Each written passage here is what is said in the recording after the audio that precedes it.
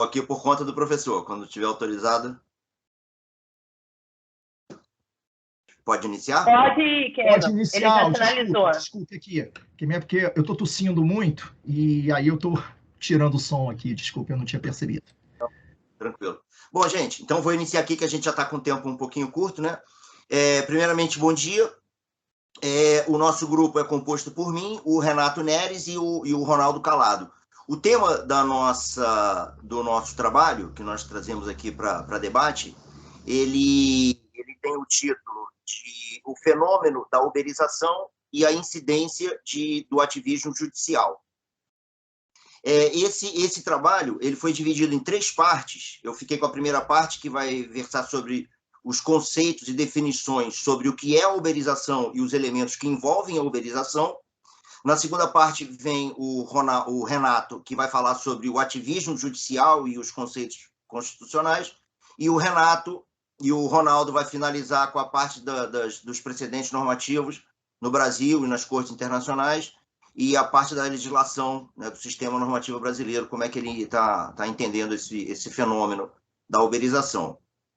Então, antes do início, eu só queria fazer aqui um agradecimento aos meus 2 colegas, o Renato e o Ronaldo, que generosamente, de forma terna, modificaram um pouco, adaptaram a apresentação para ajustar as minhas necessidades, as minhas limitações, né? Como vocês sabem, eu sou pessoa com deficiência visual, então eu tenho algumas dificuldades aqui com leitura de texto ao mesmo tempo que eu vou falar, então isso foi um pouco adaptado e por esse motivo eu quero prestar aqui meus agradecimentos públicos aos meus 2 colegas que foram super simpáticos comigo. Então, pois bem, iniciando agora a apresentação, né, um bom exemplo de como a tecnologia pode ser usada para desmoronar as bases do direito do trabalho é a empresa Uber, né? Essa empresa de transportes, por um lado, ela ganhou popularidade por causa dos preços baixos, da tecnologia, da qualidade do serviço, mas, por outro lado, ela veio desestruturar o sistema de trabalho dos taxistas, né, por causa dos preços, das corridas e tudo, e também veio suscitar uma questão que nós trazemos aqui, que é a questão do vínculo ou não de emprego entre esses trabalhadores, os parceiros, como eles são chamados, e as empresas que lançam mão dessa tecnologia para exercer a sua atividade empresarial, né?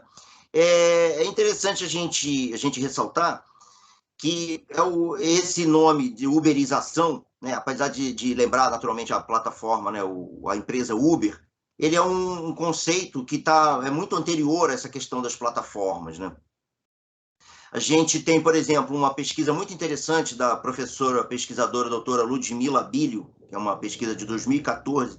Tem um artigo interessante que ela escreveu, que tem o título A Cosmética do Trabalho e o Trabalho da Cosmética. Esse artigo é de 2014, e ela identificou, nesse trabalho, a uberização nas vendedoras da Natura. Então, isso é um trabalho uberizado.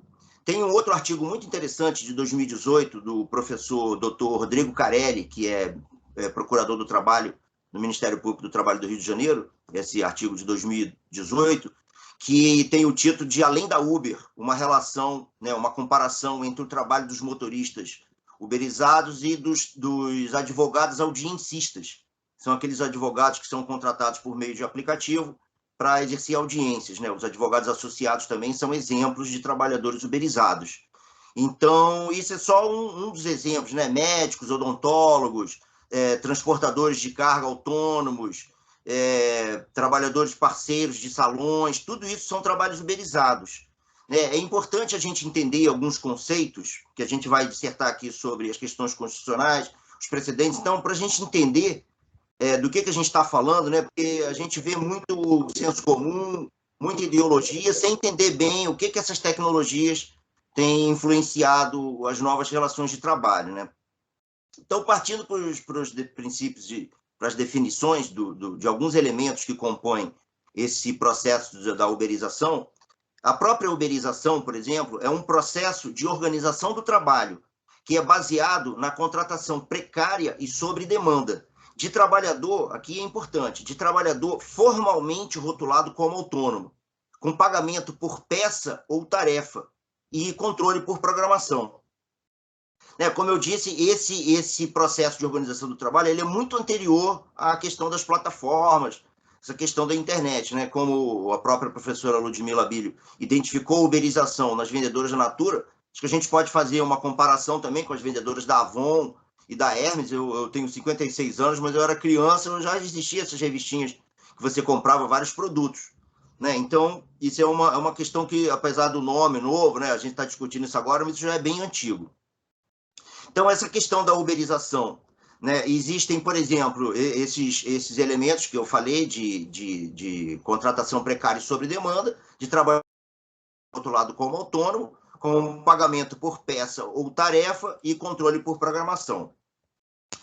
Um outro conceito interessante para a gente entender é a digitalização, que é um processo global e geral de aplicação, que hoje em dia tudo está sendo digitalizado, né? É uma coleta de dados, tudo vira um formato digital e é transmitido, né, e compartilhado via internet.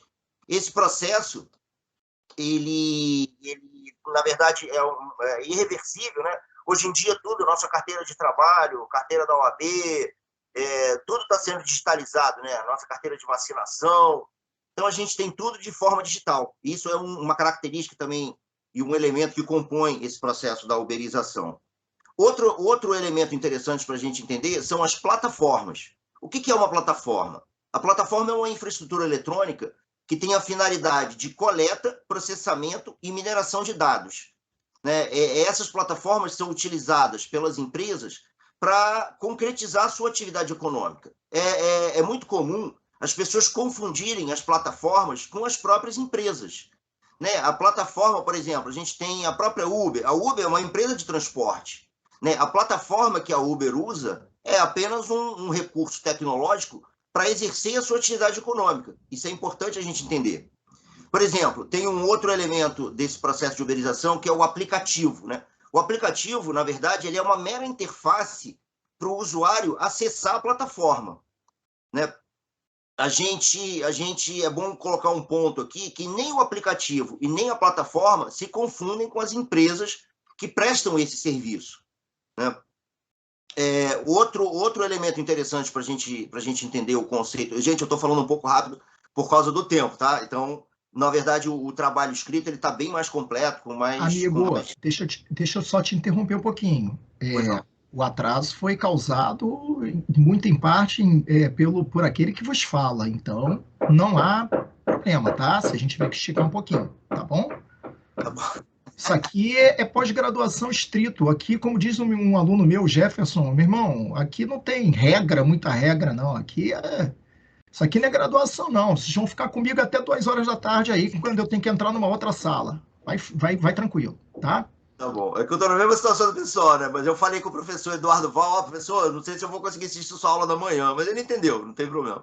É que eu estou também um pouquinho nervoso, como vocês sabem, eu não enxergo, né? Então, eu vou desenvolvendo esses textos aqui de acordo com o que eu conseguir assimilar, né? Eu não tenho. Tá ótimo. Tá muito bem apresentado, tá? Não estou consultando. Tá bom, gente. Então, ó. Tá ótimo, amigo. Muito obrigado, gente. Então, ó, eu falei sobre o aplicativo. Agora é importante a gente entender, por exemplo, o algoritmo. O que é um algoritmo? O algoritmo ele é um conjunto de instruções com a finalidade de obter um determinado resultado. Fazendo uma comparação, né, uma analogia simples, seria como se fosse uma receita, por exemplo. Uma receita de bolo, uma receita de pão, uma receita de moqueca. Né? Eu tenho alguns elementos e eu quero obter um determinado resultado. Um algoritmo, ele implantado em uma plataforma, ele atinge um outro patamar. Qual seja, a possibilidade infinita de você atingir infinitos resultados. Né? Vamos supor, fazendo uma analogia, né, de uma receita de bolo, de pão, de alguma coisa. O algoritmo ele vai introduzir os elementos, né, os ingredientes, e vai analisar o resultado final. Se tiver de acordo, a massa ficou seca, ficou crua, ficou dura, solou, e ele vai atuando nesse ponto, testando novamente, até atingir o melhor resultado. É importante a gente citar uma questão curiosa, que no direito do trabalho, a gente está falando aqui de relações de trabalho, o algoritmo ele exerce 3 funções. Ele é o regulamento, ele é o gerente e ele é o capataz, tudo ao mesmo tempo. Ele é o regulamento da empresa porque ele tem um conjunto de normas estruturais da empresa. Ele é o gerente porque ele toma as decisões gerenciais médias. E aqui é bom ressaltar, são decisões gerenciais médias, sempre sob supervisão da administração. E é também o capataz porque ele vigia, ele orienta e direciona o trabalho e ele pune diretamente os trabalhadores caso alguma dessas regras não seja cumprida. Sempre, naturalmente, a gente ressaltando que isso é confirmado pela diretoria, né, pela administração da empresa, que é sempre de carne e osso. Né? Existe uma maneira, né, as pessoas tentam, né, essas empresas tentam esconder que por trás das plataformas existe uma empresa. Né? Você vê a Uber é considerada uma empresa de tecnologia. Na verdade, ela é uma empresa de transportes. O iFood é considerado uma empresa de tecnologia por eles, mas, na verdade, o iFood é uma empresa de entrega de alimentos. Né? Essas empresas se escondem atrás dessas plataformas do aplicativo para, na verdade, tentar burlar, né? Fugir da regulamentação do direito do trabalho. Continuando, um outro elemento interessante para a gente entender é a inteligência artificial. O que seria a inteligência artificial para essa nossa aplicação? A inteligência artificial ela é uma concepção de desenhos que, ao executar ações numa plataforma, né, numa infraestrutura eletrônica, ela busca obter o melhor resultado. E, através de um processo que a gente conhece como aprendizado de máquina, ela fica retestando as suas possibilidades e buscando atingir aquele melhor resultado. Ela sempre vai e fica tentando, né, usando o aplicativo, o algoritmo. Ela testa a possibilidade, verifica o resultado, testa novamente até obter o melhor produto final. E aqui também é importante a gente citar um ponto que algumas pessoas têm medo da inteligência artificial, né? Ficam preocupados, nossa, a inteligência artificial, como se fosse uma energia nuclear, pode acabar o mundo, a máquina vai nos dominar. E a gente aqui é importante pensar que a gente tem que ter medo não da inteligência artificial, mas de quem é dono da inteligência artificial, porque ela é feita através de um desenho. E esse desenho tem os seus limites e objetivos estipulados por quem a desenhou. Naturalmente, quem a desenhou foi a mando ou a pedido de alguém ou de alguma empresa. Esse processo de digitalização da sociedade, é bom a gente ressaltar, queria trazer aqui alguns exemplos só para a gente entender. Por exemplo, Pão de Açúcar. Eu acho que todo mundo conhece Pão de Açúcar, um supermercado. Ele tem uma plataforma, tem um aplicativo, não deixa de ser um supermercado. Né? Localiza, aluguel de carros, tem uma plataforma, tem um aplicativo, não deixa de ser uma empresa de aluguel de carros. Tem vários exemplos, Magalu, o Banco Bradesco, que tem uma plataforma, tem um aplicativo, não deixa de ser um banco. É importante a gente entender, porque essas empresas são chamadas, né, que lançam mão dessas tecnologias, são chamadas de fintech. Isso aí é um completo nonsense, né? Porque, na verdade, hoje em dia, todo tipo de atividade econômica vai usar as plataformas. Quem não está usando, já vai, não tem como escapar. Então, é importante a gente ter esse conceito, né? Falam de plataformas digitais, empresas digitais. Na verdade, quase tudo hoje, por exemplo, nós estamos aqui assistindo aula, lançando mão de uma plataforma. A Estácio não é uma empresa fintech digital. É uma faculdade que lança mão dessa tecnologia. Isso é importante a gente entender, porque, como mais à frente o Renato vai falar sobre o ativismo judicial, isso está confundindo as pessoas, né? Então, por exemplo, se existe uma relação de trabalho, uma relação de emprego, isso está sendo descaracterizado porque as empresas se confundem com as próprias plataformas. Por fim, tem aqui um outro elemento que é interessante a gente entender, que é o trabalhador digital. Né? Existem umas imagens, né, que circulam na internet, que são os trabalhadores da Amazon, que tem um dispositivo preso no braço, que tem um aplicativo rodando ali, que se conecta a uma plataforma. Por meio desses aplicativos, as empresas elas monitoram e comandam o trabalho desse trabalhador.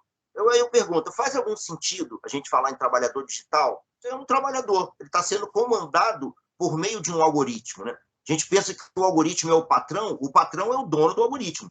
Como eu falei, ele exerce uma função de regulamento da empresa, de gerente, de capataz, mas, na verdade, por trás tem uma empresa, né, umas pessoas ali, gente de carne e osso, que controla isso, né? O que a gente precisa fazer, na verdade, é adaptar o trabalho do século XX ao trabalho do século XXI. Essas novas tecnologias, essa subordinação algorítmica, né? É importante o Ronaldo vai explicar isso melhor na terceira parte, mas, por exemplo, no direito do trabalho, a gente reconhece o empregado e o empregador, não necessariamente nessa ordem, o empregador primeiro, seguindo a ordem dos dispositivos na CLT, que o artigo 2º diz que o empregador é aquele que, assumindo os riscos do negócio, no caso aqui a gente tem o princípio da alteridade, né? Aquele que, assumindo os riscos do negócio, admite, assalaria e dirige.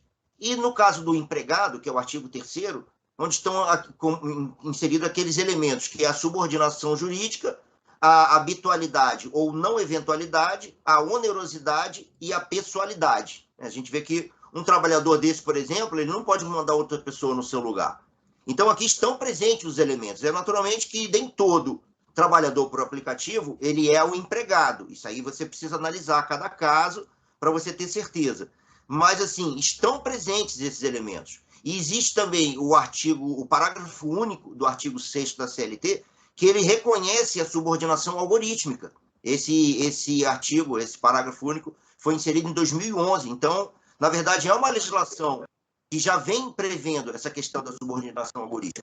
Tem um último dispositivo também, que um deles, né, que é o trabalho intermitente, se não me engano, é o 452A da CLT, que reconhece também, que relativiza a habitualidade ou não eventualidade, dizendo que o empregado ele pode negar a oferta de trabalho, como é o caso da Uber, né, que eles podem cancelar a corrida, eles podem não se logar na plataforma. E a questão, como eu falei, dessa relativização da eventualidade ou não habitualidade. Então, nesse ponto, eu vou passar a palavra aqui para o Renato, que ele vai discorrer sobre as questões constitucionais do ativismo judicial, né, a identificação, para que em seguida o Ronaldo continue. Então, termino por aqui a minha apresentação, agradeço a atenção de todos e passo a palavra para o Renato, para ele dar continuidade na apresentação. Muito obrigado. Obrigado, Kemio. Você foi muito generoso nos elogios. A gente que agradece, tanto eu como o Ronaldo, por te ter na equipe, viu, meu amigo? Vocês estão me escutando bem? O áudio tá bom? Meu cordial bom dia a todos. Eu gostaria primeiramente de cumprimentá-los. Tudo bem, Renato. Obrigado. Agradecer a oportunidade de participar do seminário da nossa disciplina, bem como agradecer ao Kemio e ao Ronaldo também por todas as discussões e preocupações pertinentes ao nosso trabalho. A temática da nossa pesquisa, como já foi mencionado, é pautada no fenômeno da uberização e a incidência de ativismo judicial. O Kemio muito bem já apresentou os conceitos iniciais e um pouco do contexto de compreensão sobre a temática, e eu estarei dando continuidade falando um pouco sobre a incidência do ativismo judicial no fenômeno da uberização. A partir da análise do objeto-tema da pesquisa, eu peço desculpa pela rouquidão, estou um pouco gripado também, foi possível verificar a incidência do ativismo judicial na medida em que nós estamos falando sobre o fenômeno da uberização e da precária relação entre os sujeitos que envolve essa relação, o que, diga-se de passagem, ainda não é pacificado quanto ao reconhecimento do vínculo empregatício. Eu irei abordar sobre o ativismo com base na obra Judicialização, Ativismo Judicial e Legitimidade Democrática, do Luiz Roberto Barroso, nosso então ministro do STF, e explico-lhes a razão da escolha da obra. Esse estudo do Barroso foi datado do ano de 2012, onde ele ainda não era ministro do STF, e eu considero muito interessante, professor e colegas, o estudo comparado desse artigo, que é muito citado no meio acadêmico pela forte construção de argumentos que envolvem os institutos da judicialização e ativismo judicial, pautado no contexto histórico e aplicação no ordenamento jurídico brasileiro, mas principalmente porque na obra o Barroso critica algumas autuações do judiciário, embora também defenda, mas também critica algumas autuações do judiciário, que pertinentemente hoje convém dizer que talvez ele aplique enquanto ministro, principalmente nas relações que envolvem o ativismo judicial. Tudo isso para demonstrar que não é tão simples discorrer doutrinariamente, né, os elementos que envolvem o ativismo judicial, como na verdade não é simples nenhuma aplicação imediata do direito que envolva interpretação constitucional, hermenêutica jurídica, uso de princípios, sem que se leve em consideração todo o contexto social que pode ser devidamente visualizado nos casos concretos. Barroso vai especificar que o ativismo judicial denota uma interpretação da Constituição de forma extensiva, expandindo seu sentido e alcance, e a qual se manifesta principalmente através de 3 pressupostos, os quais, em razão do tempo, não vou aprofundar tanto, mas destacar o primeiro deles, que é da aplicação direta da Constituição em situações que não expressamente contempladas em seu texto. Especificamente sobre o processo da uberização, a problemática se dará sob 3 prismas de análise: quando se é reconhecido o vínculo empregatício, a partir de um entendimento que estão evidenciados os pressupostos da relação de trabalho, tanto firmado na consolidação das leis trabalhistas, né, na CLT, como em conformidade com a Constituição de 88, e inicialmente uma hipótese que não será objeto de estudo. A segunda, pelo não reconhecimento do vínculo, pautado no ativismo judicial, e o terceiro, pelo não reconhecimento do vínculo com base no Instituto da Autocontenção Judicial. Nesse sentido, passando a se analisar a partir da segunda hipótese, torna-se possível a observar a incidência de ativismo judicial nas decisões que não reconhecem o vínculo empregatício nos processos que envolvem o fenômeno da uberização. Na medida em que, mesmo constatados no processo judicial, os elementos que configuram a relação, os quais serão melhor apresentados pelo Ronaldo posteriormente, ainda assim o julgador estende a interpretação constitucional e de leis específicas para entender que não se aplicam para o caso concreto. Essa assertiva ela pode estar relacionada com o uso do ativismo judicial a partir de fatores e escolhas políticas do judiciário, em determinadas circunstâncias nas quais o poder legislativo ele não está expressamente aparente, o que o Barroso vai classificar como um certo descolamento entre a classe política e a sociedade civil, impedindo que as demandas sociais sejam atendidas de uma maneira efetiva. E evidencia-se aqui, portanto, o judiciário ampliando uma análise de caso para se negativar o entendimento, quando se poderia, na verdade, aplicar meramente os dispositivos legais cabíveis à situação. A terceira hipótese, ao oposto, ela vai asseverar a negativa de reconhecimento de vínculo empregatício com base na autocontenção judicial. E o que é autocontenção, né? O Barroso vai apresentar que se trata de uma conduta pela qual o judiciário ele procura reduzir sua interferência na ação dos outros poderes. E por essa linha, os juízes e tribunais vão evitar aplicar diretamente a Constituição a situações que não estejam no seu âmbito de incidência expressa, aguardando dessa forma o pronunciamento do legislador ordinário.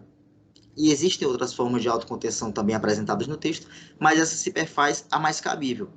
Diferentemente da negativa do reconhecimento das relações de vínculo a partir do ativismo judicial, que foi abordado no elemento anterior, que vai usar a interpretação extensiva dos dispositivos legais para se negar, na autocontenção judicial, o julgador ele vai restringir a análise constitucional de situações que não estejam expressamente no seu âmbito de incidência, assim negando as relações de vínculo empregatício por uma suposta ausência dos requisitos legais, entendendo que a Constituição Federal de 88 e a CLT não seriam suficientemente claras para serem aplicadas diante das possíveis dificuldades de se entender a subordinação e outros critérios entre as partes envolvidas no fenômeno da uberização. Foi tentando entender as consequências do fenômeno da uberização nas relações e decisões, né, que negam a relação de vínculo e a ocorrência do ativismo judicial como hipótese, que eu me peguei refletindo se essa interpretação extensiva constitucional usada pelos julgadores não afetaria a força normativa da Constituição tratada por Conrad Hesse. Em virtude do tempo, eu não vou estender sobre todas as ideias da obra de Hesse, que eu imagino que a maior parte dos colegas já tenha lido, mas eu fiquei muito satisfeito de ter encontrado um artigo que tratava exatamente sobre a minha inquietação. O título é O Ativismo Judicial à Luz do Pensamento de Conrad Hesse sobre a Força Normativa da Constituição, dos autores Eduardo Rocha Dias e Fabiana Costa Lima de Sá. Vale a pena a leitura, eu vou deixar o artigo no grupo da disciplina. E, resumidamente, a obra discorre se a força normativa da Constituição, pautada nos pressupostos da eficácia jurídica, meio que incentivaria a ocorrência do ativismo judicial ou se era o oposto. E os autores aprofundam o estudo, inclusive, trazendo outras obras de Hesse, para demonstrar que as ideias relativas à força normativa da Constituição, embora entendam, né, a importância do judiciário na efetividade constitucional, estabelecem limites de atuação no próprio texto da Constituição, o que significaria que a interpretação extensiva pelo ativismo judicial não se trataria de um estudo alinhado exatamente ao que Hess apresentou. É a proposta que eles vão trazer lá no texto, mas é um estudo interessante de se visualizar, de se abordar. E para finalizar, voltando ao debate principal, quando o juiz do trabalho ele não reconhece o vínculo empregatício, mesmo estando caracterizado todos os elementos de subordinação de forma até algorítmica no processo, como o Kemmel disse, a concepção é que ele está aqui cometendo um ativismo judicial que poderá imediatamente restringir direitos desse possível empregado.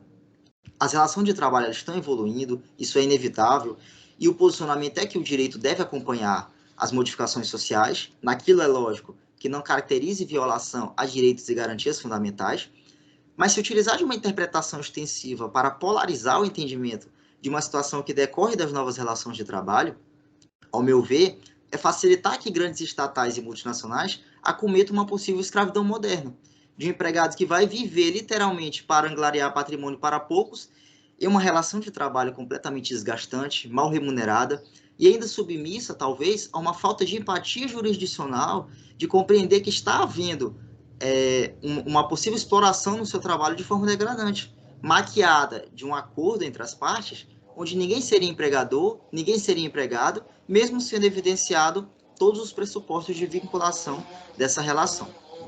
Por fim, a reflexão que eu faço é se, quando o judiciário se usa do ativismo judicial, observando manifestamente que as provas e fundamentos do processo não representam a necessidade de uma interpretação extensiva, nós poderíamos falar que o judiciário está agindo e sendo influenciado também por escolhas políticas, na medida em que não haveriam motivos suficientes de se estender o alcance de interpretação da Constituição para determinados casos que poderiam ter os dispositivos já expressos, sendo evidentemente aplicados para a resolução da demanda. É uma abordagem que o Barroso vai trazer também na obra, sobre essa questão do direito em acompanhamento com a política na aplicação do ativismo judicial. E vale até, talvez, ampliar os estudos sobre a influência da política na tomada de decisões que incidem ativismo judicial dentro do Poder Judiciário.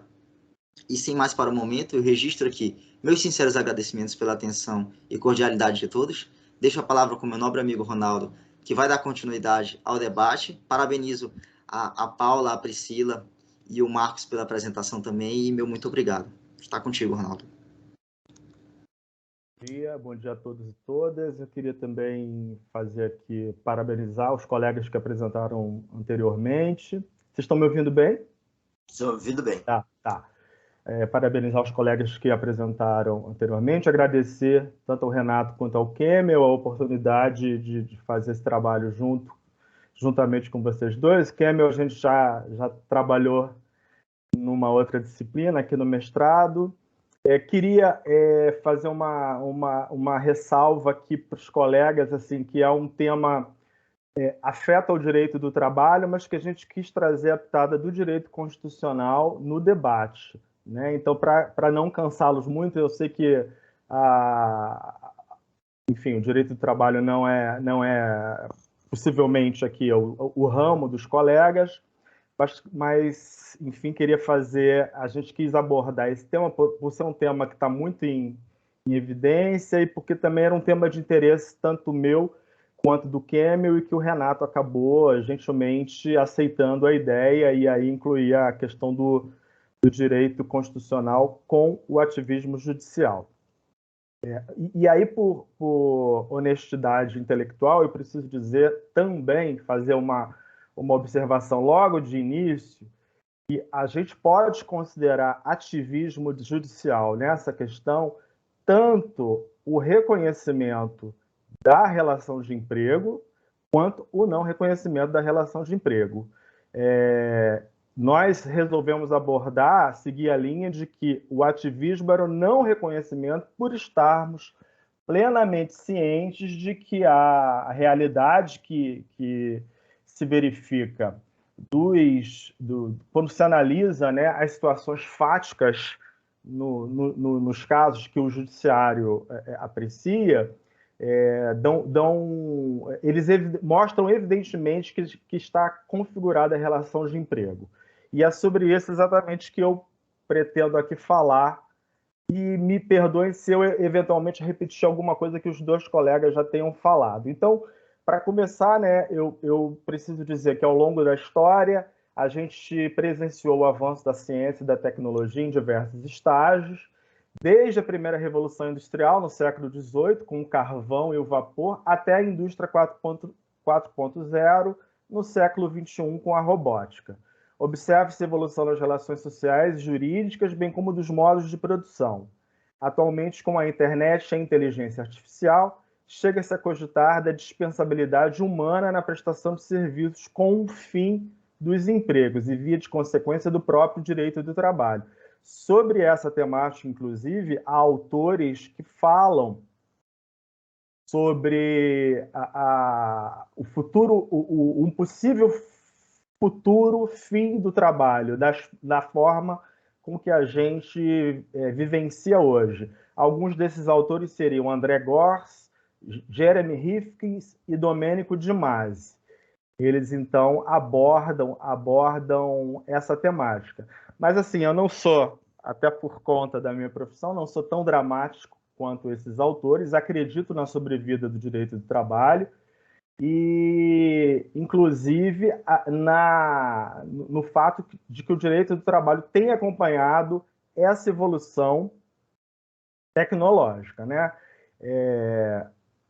Isso porque o direito do trabalho vem perpassando a história até os dias de hoje com o conceito de subordinação.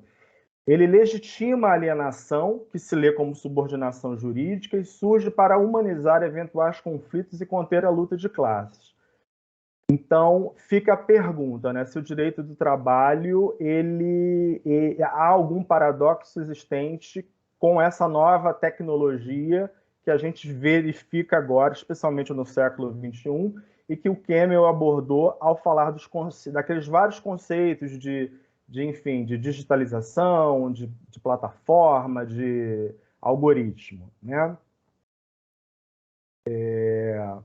Então, com o quarto estágio da Revolução Industrial, como falei, consubstanciado na chamada Indústria 4.0, a gente começa a ouvir e a falar, a discutir sobre várias expressões novas, né? Cyberespaço, e-marketplace, gig economy, work on demand, são expressões que passaram a surgir de forma usual. Nesse cenário futurístico, surge a uberização com a promessa de colaboração para o desenvolvimento de um mundo melhor, bem como para, entre aspas, nos livrar de formas ultrapassadas de trabalho. E essas expressões que eu acabei de mencionar, a gente encontra no site da Uber. E aí a pergunta que se apresenta é se esse prenúncio de pós-modernidade se confirmará ou será apenas mais do mesmo, com áreas de sofisticação tecnológica. Então, para responder a essa indagação, é necessário revisitar alguns conceitos que o Campbell já até abordou quando ele falou no início, né? Então, a indagação que surge é se aqueles conceitos estabelecidos na CLT, nos artigos 2º e 3º, com as definições de empregador e empregado, se eles ainda continuam servindo para essa sociedade tecnológica ou se, né, fazendo uma alusão aqui ao Belchior, o passado é uma roupa que já não nos serve mais. Lembrando que para configurar uma relação típica de emprego é necessária a presença daqueles requisitos: pessoalidade, onerosidade, não eventualidade e subordinação. E aí a subordinação jurídica. A empresa Uber, como está escrito lá no site, quem quiser pode dar uma olhada lá, ela diz que não emprega nenhum motorista e não é dona de nenhum carro. Ela simplesmente diz que oferta uma plataforma tecnológica para que motoristas parceiros aumentem seus rendimentos e para que usuários encontrem motoristas confiáveis e desfrutem de viagens confortáveis. O que a gente consegue inferir, portanto, é que ela faz a intermediação entre clientes, né, passageiros, a motoristas, que ela denomina de parceiros, na prestação de serviço de transporte, sem se intitular empresa de transporte, mas de tecnologia. Além disso, ela ofere um percentual sobre o valor das corridas, calculado por ela própria. Não há ingerência sobre o valor pelo motorista.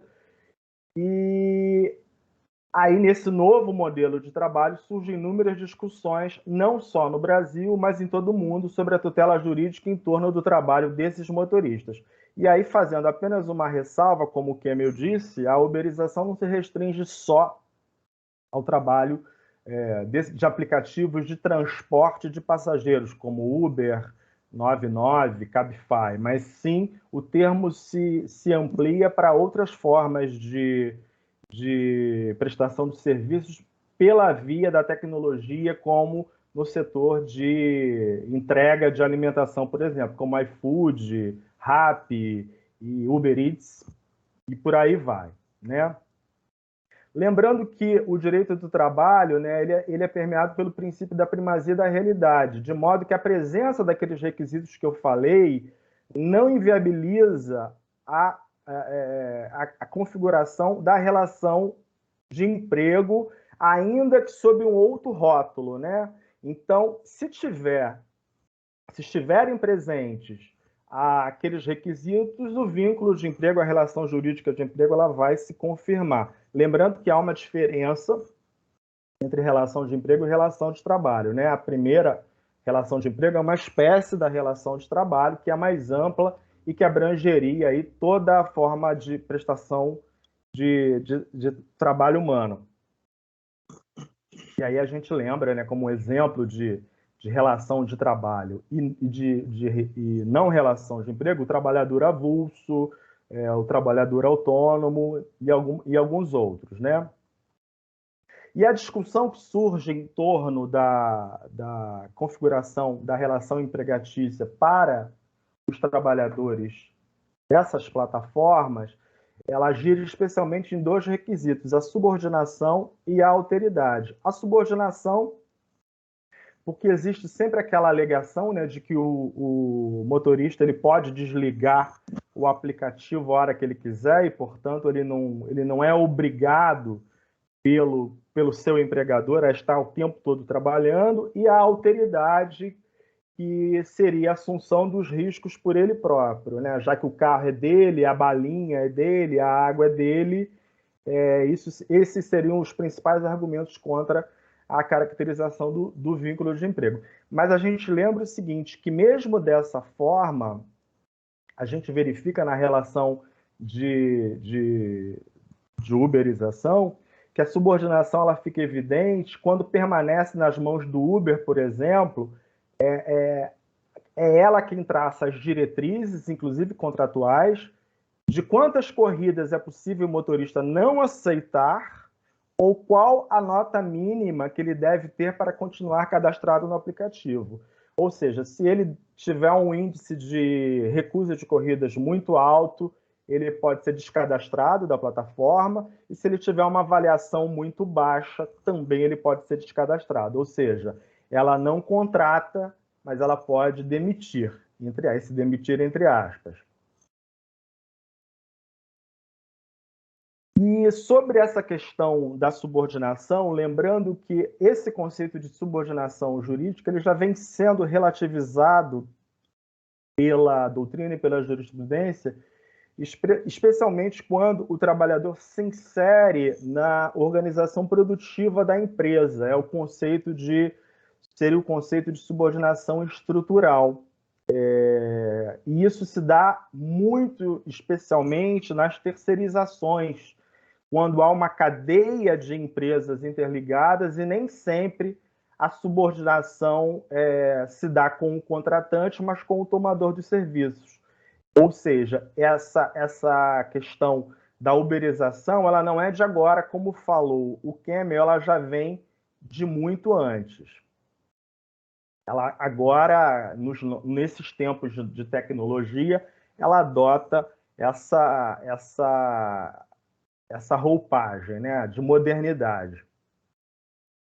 E a doutrina e a jurisprudência ela começa a pensar um conceito novo de subordinação para que abranja essa nova relação que se apresenta para os operadores do direito. E já se conceitua, já se denomina a chamada subordinação algorítmica, que seria aquela implementada pelas empresas e organizações que se utilizam de um sistema de computador aliado a outros instrumentos telemáticos e a uma plataforma digital que emitem ordens e comandos ao trabalhador, ainda que sob o pseudônimo de sugestão ou outros rótulos mais amenos.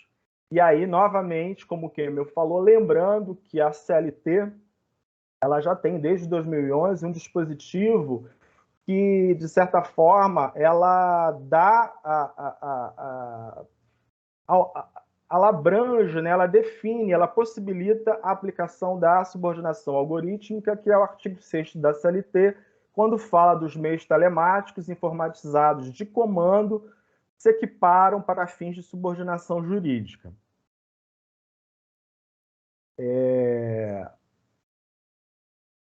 Então, a nosso sentir, chega-se à conclusão, sem maiores esforços interpretativos, de que é possível, sim, o enquadramento do prestador de serviço a Uber na moldura do disposto pelo artigo 3º da CLT, inclusive com respaldo constitucional. Afinal, a Constituição ela é enfática acerca dos valores sociais do trabalho e da livre iniciativa como fundamentos da República, e ela repisa esse fundamento quando fala da ordem econômica, de modo a assegurar existência digna conforme os ditames da justiça social.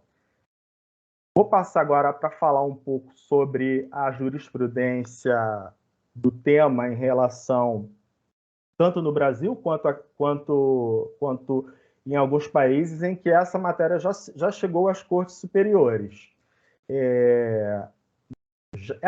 Esse tema já foi julgado na Corte de Justiça da Comunidade Europeia, na Corte de Cassação da França, na Alemanha, no Tribunal Supremo da Espanha, no Uruguai, no Reino Unido, na Suprema Corte de Nova York e na Bélgica. Pela Corte de Justiça da Comunidade Europeia, a Uber é empresa de transporte, porque ela utiliza de meios tecnológicos para realizar esse tipo de serviço, mas isso por si só não retira a sua característica de empresa prestadora de serviço de transporte. A Corte de Cassação da França ela também já decidiu que um sistema de geolocalização utilizado nos trabalhadores caracterizaria a vigilância e o poder de direção e controle de execução e precisão do trabalho, o que equivaleria à subordinação jurídica. Na Alemanha, a Corte Superior da Alemanha reconheceu a subordinação algorítmica de uma plataforma que organizava trabalhadores para repor mercadorias em supermercados. O Tribunal Supremo da Espanha decidiu a questão dos desse tipo de trabalho, e inclusive na Espanha, foram duas decisões que deram origem à legislação que trata sobre o tema hoje naquele país. No Reino Unido, a mesma coisa, como eu falei, na Bélgica e em Nova York. No Brasil, como está a situação no Brasil? No Brasil, há apenas 4 decisões sobre essa matéria, especificamente envolvendo o debate sobre a relação jurídica de emprego entre trabalhador e prestador de serviços a Uber. Apenas 4 ações judiciais chegaram no TST, Tribunal Superior do Trabalho. Todas elas foram julgadas improcedentes. O que acontece? Eu percebo, e a gente começa a perceber, que essa tendência vem se modificando, principalmente a partir de 2020, porque a partir de 2020, inclusive nesse ano de 2021, algumas decisões sobre o tema, ainda não no TST, mas nos tribunais, nos órgãos de segundo grau, elas ficaram muito evidentes na mídia acerca da caracterização da relação empregatícia. Inclusive, uma especificamente destaca a questão da manipulação da jurisprudência pela empresa Uber. Porque a Uber, quando ela pressente que a decisão, mesmo quando julgada a seu favor no primeiro grau, pode ser revertida, ela tenta fazer um acordo com a outra parte antes da decisão dos tribunais, de modo a não fazer nascer uma jurisprudência em seu desfavor. Isso já aconteceu, tanto aqui no Rio de Janeiro quanto em Minas Gerais. É um tema que eu pretendo me dedicar mais a respeito, eu vou pesquisar sobre isso. E então, assim, eu acredito que essa mudança de pensamento acerca da caracterização da relação de emprego possa estar iniciando a partir de agora, por conta da intensificação dos debates, né, sobre a matéria, em razão da repercussão das decisões internacionais e também em razão do próprio aumento das ações envolvendo essa questão. Eu mesmo estou com uma sentença para decidir em torno dessa matéria.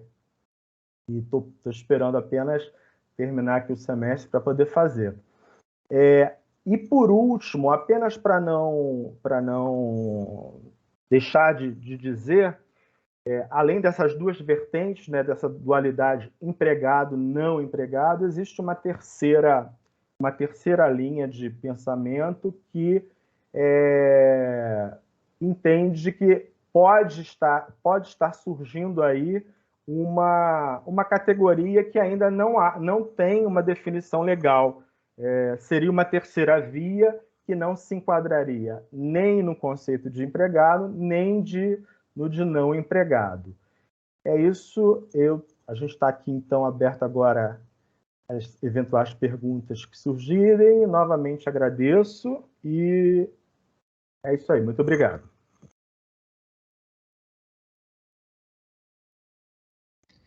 Caríssimos, muito bom trabalho. Estão de parabéns, o grupo está de parabéns. Tema muito bem apresentado, bem recortado. Apenas eu pediria que vocês, de uma certa forma, depois a própria parte do Renato passe a ter digamos assim, e o Renato apresentou muito bem, um especial destaque, tendo em vista que, sendo uma disciplina de teoria constitucional, tendo em vista que nós, na verdade, almejamos fazer uma produção de uma obra, e eu tenho certeza que esse tema já estou convocando a que vocês façam da melhor forma possível, desenvolvam esse artigo, porque efetivamente esse é um assunto do dia.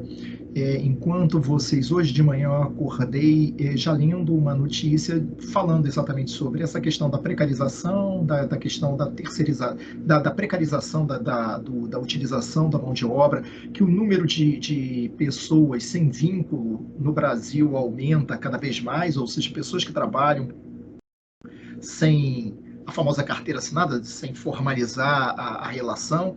Enfim, isso vem aumentando de forma galopante. E aí, pegando a fala do Ronaldo aqui, isso é algo, eu também entendo que isso é algo que todos nós que estamos submetidos ao mercado, e aí, Ronaldo, talvez por você ser funcionário público, e eu sei disso por conta da minha mulher, que também é, né, funcionária pública exclusiva, na verdade, talvez sintam, mas você obviamente sente na tua atuação, mas para quem está no mercado e para quem está empregado, sente claramente a guilhotina no pescoço todo o tempo e sabendo que essas relações que hoje são eventualmente ligadas por um vínculo empregatício, a qualquer momento pode haver uma ruptura com isso. Então, esse é um tema do momento. E isso, obviamente, tem uma dimensão no campo, que eu chamaria no campo social, absurdo.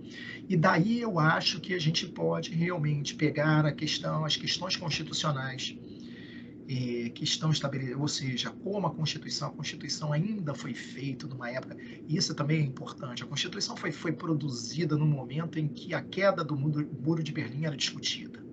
A gente tem 88, a Constituição 89, Muro de Berlim, 86, Glasnost e Perestroika. Então, é aquele momento em que há uma enorme discussão entre os discursos de direita, as narrativas da direita e da esquerda. Então, a gente ainda teve uma forte produção social que vem sendo, de uma certa maneira, atingida pelas discussões neoliberais, e que eu acho que é bacana que vocês coloquem isso. E eu acho que o trabalho de vocês é um trabalho perfeito para analisar as relações íntimas entre a realidade e a própria definição normativa da Constituição. Por exemplo, fica muito difícil de descaracterizar ou de desconsiderar as possibilidades da interpretação diante de uma realidade social muito abruptamente. Você fez citações de alguns autores aí, a gente poderia até lembrar mais, poderia lembrar Lipovetsky, poderia lembrar também o próprio Bauman, que fala da modernidade líquida, e eu acho que isso também faz parte de uma certa liquefação, digamos assim, da própria realidade. Então, gente, vocês estão de parabéns. Eu quero fazer só esse pedido. Eu gosto dessa questão, apertar um pouquinho essa questão do ativismo judicial e da forma... Eu teve uma fala que o Ronaldo fez, que é muito interessante. Logo no começo da fala, ele falou assim, poderia decidir, um ativismo, poderia decidir, sendo uma decisão ou outra, ele vai estar sendo ativista. E aí, isso abre para diálogos espetaculares para dizer que, na verdade, talvez seja a ausência de uma intervenção maior daquele poder que deveria estar estabelecendo as regras, que é o poder legislativo. Mas que todas as vezes que tem que colocar a mão em alguma coisa relacionada às questões de trabalho, ele se ausenta. Como, por exemplo, o próprio inciso 7º do artigo 37, não quero botar a mão nesse problema aí de funcionário público, greve de funcionário público, ou todas as vezes que tem que, de uma certa forma, fazer uma reforma, ou estabelecer traços, ou questões, ou mexer com questões trabalhistas, o nosso Congresso apresenta enormes dificuldades. Então, eu acho que, Merim, você apresentou maravilhosamente bem essa questão, apresentou muito bem os conceitos. Eu vou até passar a palavra para as pessoas, porque eu acho que o tema está aí, apenas com uma única consideração mais evidente, que é aquela de dar um pouquinho mais de enfoque à questão constitucional para fazer valer, para que haja uma adesão maior à própria disciplina e ao próprio trabalho que vai ser feito, tá? Eu passo a palavra para a Cíntia. Os três estão de parabéns, muito bem apresentado, tá? Obrigado. Bom dia, professor. Bom dia, professor. Bom dia, colegas. Posso falar, né? Tá me ouvindo? Claro, meu amor, tá? Estamos te ouvindo. Tá certo, professor. Então, assim, acho que o senhor falou, né, em um momento na aula que essa seria a nossa última aula, então é isso mesmo, né? Não, vai ser no dia 8, mas enfim, porque dia 8 ainda tem um grupo para apresentar. E aí, Cíntia, você que não estava eventualmente ainda presente no comecinho da aula, eu avisei o seguinte, eu vou lançar 7 para todo mundo para cumprir os objetivos formais, porque na semana que vem eu posso fazer a modificação, mas essa semana ainda eu tenho que fazer todo o lançamento. Então, se não me engano, até sexta-feira. Eu já vou fazer. Não se assustem, vai todo mundo estar com 7, para todo mundo se sentir protegido pela aprovação, mas aí depois eu vou fazer as adequações. Tá legal? Tá. Perfeito, com base professor. em participação, com base nas apresentações, com base no próprio contexto aqui. Tá certo. bom? Então, assim, eu pretendo vir na última aula, se tudo der certo. Se Deus quiser, devo vir. Mas, assim, caso eu não possa vir, eu gostaria de aproveitar o que seria a última aula formal para agradecer o senhor imensamente por esse tempo que a gente teve junto esse semestre, que foi muito legal essa disciplina. Obrigado, meu amor. E até um agradecimento especial, porque eu nem deveria ser dessa turma, né? Eu seria da outra turma, eu pedi o senhor, como a gente já tinha tido aula no IBMEC, pedi o senhor para deixar eu entrar nessa turma, o senhor deixou, então agradecer muito.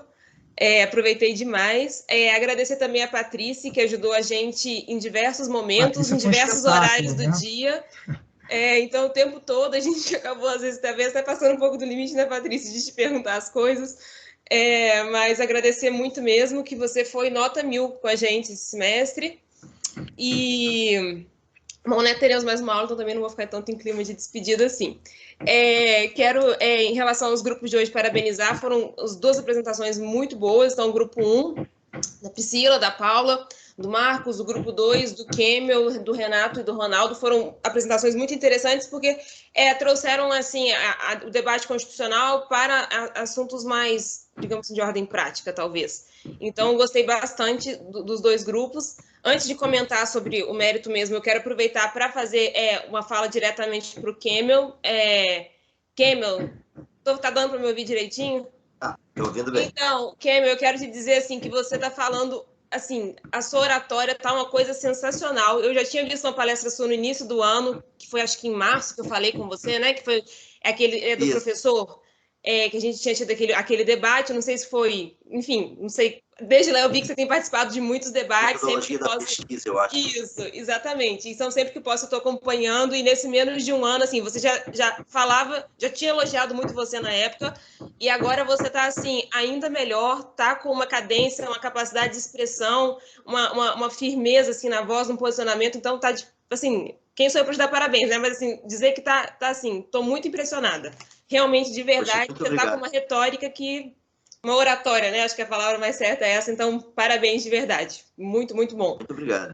Em relação ao tema de vocês, especificamente da questão do direito do trabalho, tem muito, né, direito do trabalho com a questão constitucional e como que a questão constitucional é encarada do ponto de vista da uberização.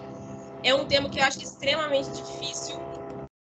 Do ponto de vista jurídico ele é difícil, mas eu acho que ele é difícil do ponto de vista político, do ponto de vista social, do ponto de vista do que a gente espera para a sociedade, porque toda vez que você mexe de um lado, você também acaba causando repercussões no outro lado. Então, assim, um tema que vocês, não sei se todos vão desenvolver isso na dissertação, mas os 3 vão desenvolver, mas assim, os que forem desenvolver, com certeza tem um caminho aí com muitas possibilidades para pensar, e muito importante, com muito impacto na maneira como a gente está se colocando aí, né, na sociedade, porque o próprio Kemel falou na fala dele que a questão da uberização, para além da própria empresa Uber, né, e da empresa de tecnologia que a gente conhece mais diretamente, que são chamadas de tecnologia, mas ele coloca esse questionamento se seria de tecnologia mesmo. Mas, além dessas empresas, ele mesmo fala que a uberização já é uma questão que vem de mais tempo, que até as profissões que são consideradas, ou pelo menos eram consideradas mais estáveis do ponto de vista trabalhista, também vem caminhando para a uberização. E qual que vai ser o desfecho que isso vai ter, né? Porque é uma questão complicada, até porque também a relação de trabalho hoje, ela depende das regras do Brasil, mas como tem uma globalização muito forte também, tem que ver as regras que os outros países estão fazendo para a gente não perder muita competitividade. Então, é uma discussão dificílima, que eu nem, do ponto de vista assim, de uma simples opinião, eu não saberia dizer, quanto menos ainda a questão essencialmente jurídica sobre o tema. Então, parabenizar o grupo, porque realmente é um tema muito difícil. O Ronaldo falou particularmente, aí eu queria falar só de um ponto específico para não me alongar muito, e uma questão que me incomoda muito nessas plataformas da uberização, que ele falou que é do descadastramento, que é quando a plataforma, ela ali se diz uma plataforma privada, que de fato ela é privada, e usa aquilo para descadastrar, seguindo o que ela considera lá que são as regras delas. Então, sempre que eu pego Uber, esse é um ponto que eu sempre converso com os motoristas, porque me incomoda muito, e a gente tem ouvido falar, né, aqui e ali, e às vezes não muito, de uma maneira não muito consolidada, mas esse é um dos pontos, assim, que mexe muito comigo, porque apesar de ser uma plataforma privada, ela é basicamente um monopólio. Então, assim, se você não está nela, você não está em lugar nenhum, naquele cenário, naquele tipo de trabalho, né? Ah, não, mas por exemplo, a empresa A pode me tirar e eu vou para a empresa B, mas não tem empresa B, tem praticamente só a empresa A. Então, se você for tirado, na verdade, você foi excluído daquela possibilidade de trabalho. E isso me preocupa muito, porque isso está sendo feito de uma maneira, assim, obviamente não tem processo judicial, né, é um processo administrativo interno, mas mesmo do ponto de vista do procedimento administrativo interno, o que eu ouço falar é que é um negócio muito arbitrário. É assim, apresenta aí sua razão, às vezes nem apresenta sua razão, você já está descadastrado porque não sei quem te deu uma estrela, não sei quem falou que você fez não sei o quê, então está automaticamente descadastrado. Isso para mim é muito preocupante, porque não existe de fato a competitividade. Se a pessoa for descadastrada de uma plataforma, ela não tem outra plataforma para ir. Ela está na prática desempregada daquele tipo de função que ela está acostumada a exercer. Então, isso me preocupa. Acredito que apesar da empresa, dessas empresas, apesar de elas serem totalmente privadas, isso não tem dúvida, como elas exercem essa função praticamente monopolista, é muito difícil elas se colocarem na condição de, eu vou aplicar minha regra interna e você que se vire, porque ela é praticamente monopolista, então eu acho que isso tem que ser levado em consideração também, e principalmente essa questão da arbitrariedade que está sendo feita para apurar eventuais infrações, não sei se seria infração, mas eventual conduta inadequada do motorista, digamos assim.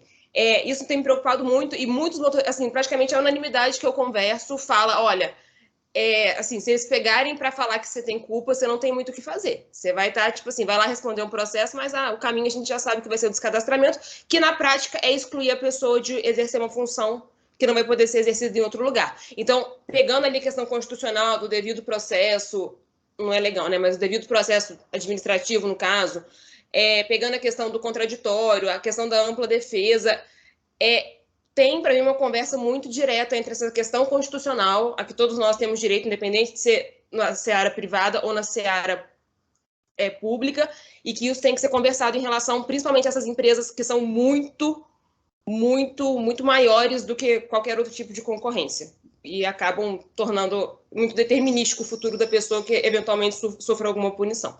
Então, era esse ponto que eu queria falar, e parabenizar de novo, dizer que enfim, quero acompanhar bastante esse assunto, porque tenho bastante curiosidade de que rumo que você vai tomar. Não é nem só curiosidade, é preocupação mesmo.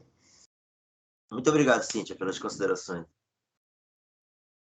Preocupação mesmo, né, Cíntia? A gente que está, de uma certa forma, submetido. E aí, nesse sentido, eu queria até colocar uma questão aqui, que eu também fiz anotação e que, na verdade...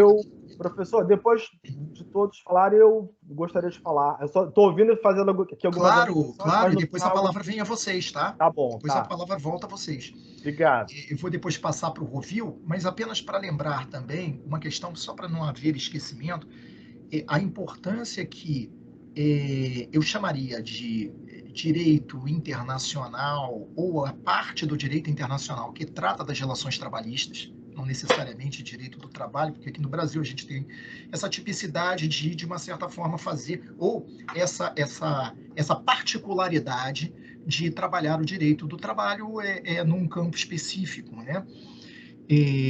Inclusive reconhecidamente, com disciplinas e tudo mais. O fato é que os caminhos que forem tomados lá fora, e isso foi levantado pelo Ronaldo, parecem, e a meu juízo, vão ser determinantes para que as coisas caminhem de uma forma ou de outra aqui no Brasil. Para mim, isso não há menor dúvida em relação a isso, até porque, em geral, essa questão das relações do trabalho, e aí o Ronaldo também falou sobre isso, e Cíntia até levantou agora, a questão da globalização, ela gera uma inequívoca correlação e uma certa convergência de posições. E eu diria até que, dada as situações, essa certa mundialização, chamaria até de mundialização das próprias relações e das relações jurídicas e as formas como o mundo, principalmente o mundo do trabalho e o mundo econômico se relacionam, isso é algo que, na verdade, muito possivelmente o próprio STF está em compasso. Eu acredito que o STF, quando discute essa situação, vai discutir assim: o que está pensando o tribunal na Alemanha? O que está pensando o tribunal português? O que eles estão pensando? Porque eles não vão querer, estão doidos que essa disputa venha a ser dada, e aí a influência, isso é mais legal ainda, para retomar aquela discussão anterior do transconstitucionalismo, que nessa área me parece muito mais presente. Entendeu, Renatinho, dá um toque nisso, você chegou a comentar sobre isso, e eu acho que também vai fazer eco essa questão se torna fundamental, tá? E eu passo a palavra para o Rovil, que vai fazer as considerações, e depois passo para os meninos, inclusive para o Ronaldo. Bom dia, professor. Bom dia a todos. Conseguem me ouvir bem? Sim, Rovil. Bom dia, professor. Primeiramente, parabenizar o grupo pelo tema, pelo trabalho. Esse é um tema extremamente denso, né? Dá para escrever muito mais de um livro aí, e a gente ainda assim não consegue esgotar o tema. Queria aproveitar um gancho aqui, um pouco do que o professor falou e um pouco do que a Cíntia falou, umas considerações assim, muito sensíveis, que eu acho que seriam talvez até interessantes até para o desenvolvimento desse trabalho, trazer assim, algumas problematizações, né? O professor Marcelo sempre fala muito isso, de falar sobre a questão dos pontos e contrapontos. Eu acho que um ponto interessante assim, de se tratar, talvez, no tema, né? Estava até lendo ali que um livro aqui, até de um colega do Ronaldo, né? O professor João Renda Léo Fernandes, né? Que fala sobre o mito dos Estados Unidos, né, que fala sobre essa discussão da roupagem do direito do trabalho lá nos Estados Unidos. E no prefácio ele fala o seguinte: o trabalho decente constitui uma das vigas mestras da filosofia da OIT, englobando 10 pontos, né? Oportunidade de emprego, ganhos adequados de trabalho produtivo, jornada de trabalho decente, compatibilização do trabalho e família, trabalho que deve ser abolido, e por aí vai, né? Em diversos pontos. Então, talvez essa modalidade de trabalho talvez fira até o próprio regramento da OIT. Esse é o ponto que eu gostaria de trazer. Mas também um outro ponto, também uma problematização de algo até que a Cíntia falou, né, de quando a gente toma uma medida, muitas vezes a gente acaba criando talvez um desequilíbrio em um outro ponto, que hoje, apesar de tudo isso, eu sou um grande defensor do direito do trabalho e da justiça do trabalho, mas a gente também precisa entender que no Brasil o Uber também ele é uma alternativa imediata e muito mais desburocratizada de um mercado de trabalho cada vez mais informal. Então, talvez abordar essa questão da modificação até do nosso panorama, do nosso mercado de trabalho, onde a gente tem uma busca cada vez maior pela formalização, pela informalização das relações de trabalho. E também um outro ponto dentro do aspecto constitucional, que eu gostaria de trazer aqui, lá do artigo 1º, inciso 4º da Constituição, né, que fala sobre... Deixa eu só levantar aqui, que eu estava com ele aberto aqui no computador, só para... como princípios fundamentais da República, né, os valores sociais do trabalho e da livre iniciativa. Então, aí, dentro já do primeiro ponto aí, mais importante topográfico aí da nossa Constituição da República, a gente tem, teoricamente, uma dificuldade, às vezes, de compatibilizar esses dois princípios, né? Eu acho que essa é uma questão que no mundo de hoje fica muito difícil até da gente conseguir entender talvez esses valores sociais, talvez de medidas liberalistas, né? Talvez de uma teoria de liberalismo social, uma coisa que a gente muitas vezes se afasta bastante. Tem alguns autores que falam um pouco sobre isso, o Rawls, que o professor cita muitas vezes aqui, o Amartya Sen também, que é um prêmio Nobel de Economia, também ele fala bastante sobre isso. Eu trouxe aqui um trechinho de um artigo da professora Ana Paula de Barcelos, professora da UERJ, e do ministro Roberto Barroso, que fala o seguinte: em outras palavras, o artigo 4º evidencia a importância do trabalho para a vida digna dos próprios trabalhadores. Um pouco mais embaixo, resta claro que a iniciativa é livre, na medida em que a liberdade será sempre essencial à dignidade humana, em geral, do empreendedor, em particular, bem como dos seus funcionários e de respectivas famílias, sem desconsiderar, é claro, seu importante papel para o desenvolvimento econômico, social, cultural e tecnológico do país e suas regiões. Então, acredito que seja um pouco difícil, até por conta de um processo de adaptação, né, que nós estamos passando de uma democracia um pouco mais bem consolidada, ainda recente. A gente passa um pouco por essa dificuldade de conseguir assimilar esses conceitos e de compatibilizar isso tudo dentro da mesma margem de uma forma equilibrada. Então, são essas algumas considerações que eu gostaria de trazer, e parabenizar também a todos os colegas por isso, né? A gente já tem uma jurisprudência internacional mais bem desenvolvida nesse tema, né? Muito diferente aqui do Brasil, até de países de uma tradição liberal muito mais forte, como, por exemplo, na Inglaterra, né? O caso que começou lá nos Employment Tribunals e chegou até a House of Lords, já foi desfavorável ao Uber em todas as instâncias. E também no âmbito internacional a gente já tem algumas decisões já nesse sentido. O Brasil ainda, a gente compassa isso, vem caminhando aí na contramão. Mas, de qualquer forma, parabenizar a todos os colegas aí pelo trabalho e pelo tempo. Obrigado, professor. Muito obrigado. Obrigado, Rovil. Acho que essa tua consideração sobre a questão, principalmente e fundamentalmente sobre a questão do contraponto, é algo muito interessante para nós que somos pesquisadores, para que nós não nos agarremos excessivamente. Isso é uma fala que eu faço, quando eu faço para mim próprio. É como se eu estivesse tentando me autoconvencer de que, na verdade, nós somos estudiosos e temos que analisar a realidade também com um mínimo de imparcialidade. neutralidade impossível, mas uma certa imparcialidade, para que a gente possa observar os vários pontos de vista, fazer os levantamentos e aí sim assumir uma posição. Muito bem colocado. Essas questões sobre, na verdade, esse é um tema que, na verdade, abarca fundamentalmente a questão das ciências sociais e principalmente as questões de ordem sociológica, sociologia política, e no fundo, o direito entra nessa discussão meio que vendido dentro de um quadro de tensão social enorme, dentro das todas as dificuldades sociais e essa nova realidade que se avizinha aí cada vez mais intensa. Eu acho que eu já comentei com vocês, só para finalizar aqui e passar a palavra para os meninos, houve um determinado momento que um professor meu, acho que eu falei isso na semana passada, né? O professor meu disse, né, que o Paulo Otero chegou e disse, olha, se avizinha um mundo cada vez mais difícil e com dificuldades. Para falar a verdade, gente, é isso que me interessa hoje, como é que a gente vai dar conta desse mundo, ou nós do direito, a gente vai ter, porque eles acham que a gente bate o martelo, e eles nos acusam o tempo inteiro, e principalmente você, né, Ronaldo, diante de tantas dificuldades. E o pior, Ronaldo, e aí eu já te apresento esse problema, é que as pessoas acham que agora, você fazendo esse curso, isso não vai melhorar tua situação, vai piorar a tua situação, porque você vai estar condividindo com colegas 1000 pontos de vista muito bem embasados por esses vários colegas, que vão, de uma certa forma, longe de te gerar as dúvidas, mas te criar mais algumas, né? Então, crianças, vocês estão de parabéns, realmente, o trabalho foi muito bom, tá? E eu passo a palavra agora para as considerações finais, porque já não temos mais aqui na lista,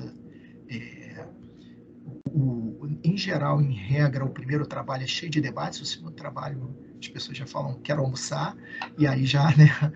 Enfim, mas passo a palavra a vocês, para o Renato, para o Ronaldo e para o Kemel, que agora que eu estou sabendo que é Kemel, porque na verdade eu achava que era Melim, mas hoje, agora, a partir de hoje é Kemel, tá, Kemel? Todo mundo tá legal. Kemel. Eu falei, ué, não tem esse cara aqui na sala, não. Aí, enfim, é você, Melim, a quem eu sempre chamei de Melim. Tá bom? Senhores, a palavra está passada a vocês. O Ronaldo quer fazer uma fala. Posso começar, então? Por favor. Destacando algumas questões que foram colocadas depois da apresentação. A primeira, pelo professor, inclusive, falou da questão das, entre aspas, estabilidade, né, que o serviço público proporciona, em contraponto à inexistência disso no setor privado. Sou funcionário público também, tá, Ronaldo? Tá. Só para relembrar que o artigo 7º da Constituição, no inciso 1º, a Constituição é de 1988, ele estabelece lá uma relação de emprego, seria um direito social, né, estabelecido na Constituição, uma relação de emprego protegida contra despedida arbitrária ou sem justa causa nos termos da lei complementar. Lei complementar que, desde 1988, não foi editada, né? Então, assim, é essa situação que o direito do trabalho se encontra, muito pelo que o professor falou. O Poder Legislativo não intervém, quando intervém, às vezes se atrapalha, né, entre aspas. Uma questão que a Cíntia falou sobre a conduta inadequada, da preocupação que ela tem. Realmente, Cíntia, é assim mesmo como você narrou. Eu, inclusive, tenho um colega e amigo que ele julgou uma ação em que a Uber descadastrou o motorista sem prévio aviso, sem dar nenhuma satisfação, única e exclusivamente porque recebeu numa avaliação, um e-mail, talvez, não sei se foi no próprio aplicativo, de uma passageira que teria sido, segundo a versão dela, assediada sexualmente. Só que o que acontece nessa situação, segundo o relato desse meu colega? O motorista, ele tinha uma avaliação excelente, prestava serviço já há muito tempo à Uber, nunca tinha havido nada que o desabonasse. Ela simplesmente o dispensou, entre aspas, né, sem dar maiores satisfações. Ele, então, se socorreu da justiça para tentar reverter essa situação. Realmente, a sua fala é uma fala muito, muito interessante e preocupada com essa questão do devido processo legal, contraditório. Eu acho que você, enfim, tem total razão. E isso, mais uma vez, assim, empodera, de certa forma, a Uber, né? Porque, como você falou, não existe um concorrente e ela faz o que ela quer. Sobre uma questão que o Rovil falou, em relação à questão da economia e de essa forma de prestação de serviços ser, de certa forma, uma alternativa, só que tem um porém. Esses trabalhadores, eles estão completamente desamparados de qualquer benefício. Ainda que eles não sejam considerados empregados, eles não têm proteção previdenciária nenhuma, não têm benefícios de nenhuma espécie.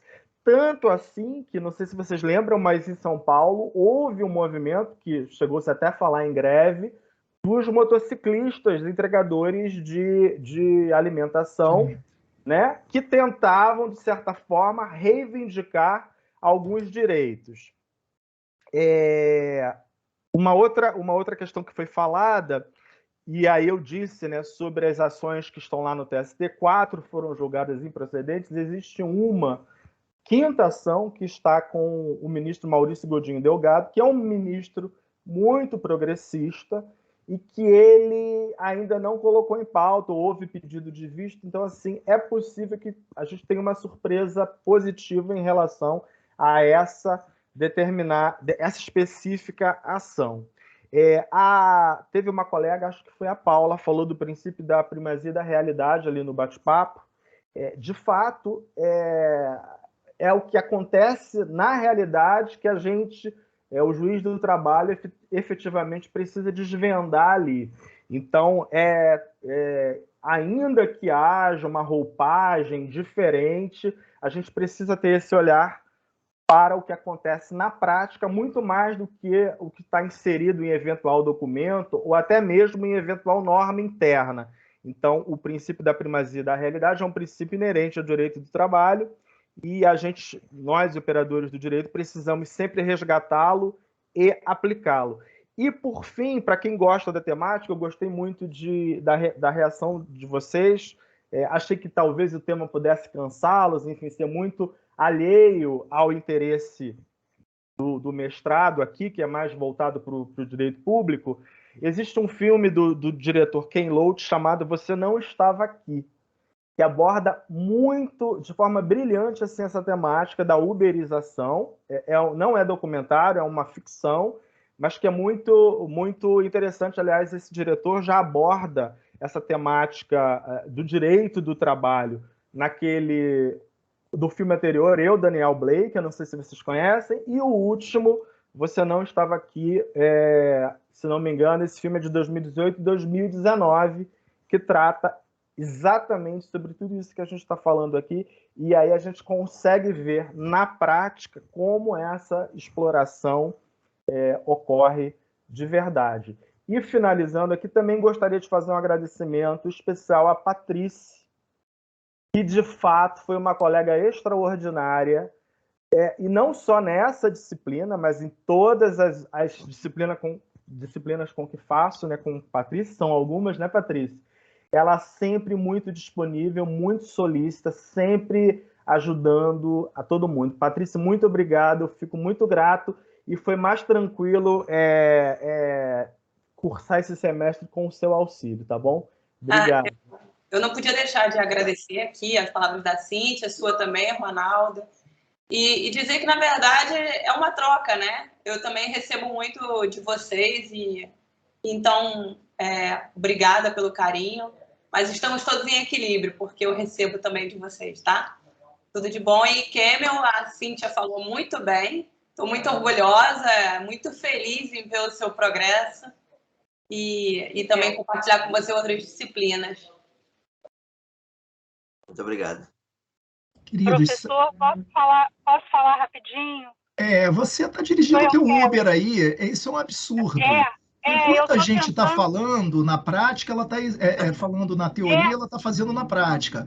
Eu estou tentando fazer um dinheiro para o Natal, é um extra. É um 4 estrelas só, hein, querida? Vai ser descadastrada, hein?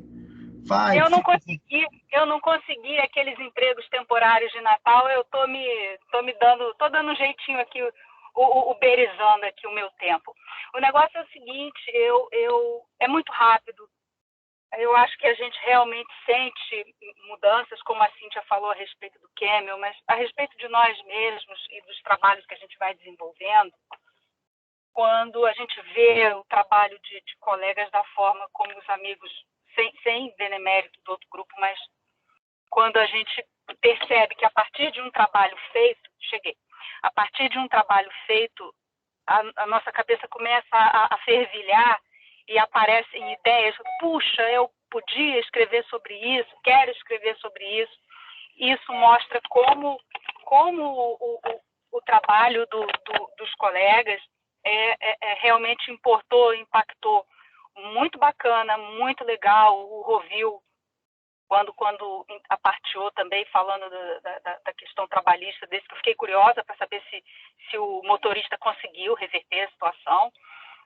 Mas muitas ideias surgiram na cabeça. Muito bacana o trabalho de vocês, parabéns. As homenagens à Patrícia, eu acho que já foram muito bem colocadas pela Cíntia.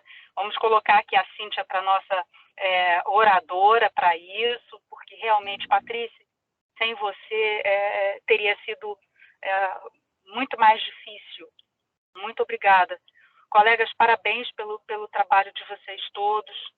E do segundo grupo, eu estou pensando em algumas coisas para escrever sobre isso, até para o artigo. Eu não sei ainda se eu vou escrever uma coisa à parte. Eu já pensava em escrever sobre um outro tema, mas vocês me deram algumas ideias muito interessantes. Não com relação ao tema de vocês propriamente dito, mas quase que como uma derivação. Foi muito bom ouvir vocês. Parabéns. Muito obrigado. Gente, já que você... Rovil, você vai falar?